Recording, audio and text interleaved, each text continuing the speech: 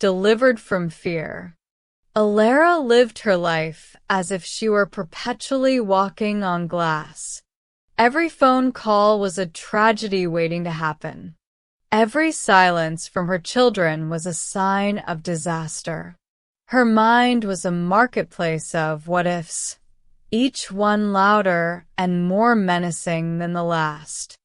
She was a slave to constant fear and anxiety, bound not by chains of iron, but by the relentless, crushing weight of her own worried thoughts. She knew the fatigue of this prison well. Often weeping, "I have no one on my side." One weary afternoon, a friend sat with her and read from a worn book.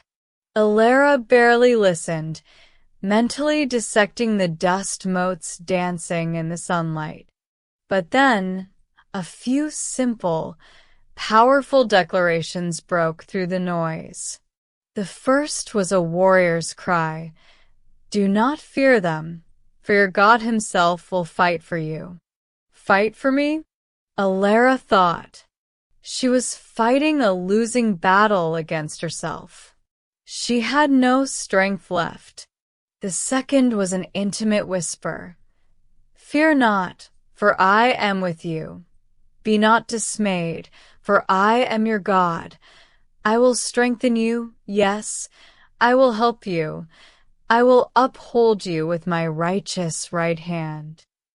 The sheer, overwhelming repetition of the command, "Do not be afraid," coupled with the unbreakable promise, "I am with you," began to chip away at her wall of dread.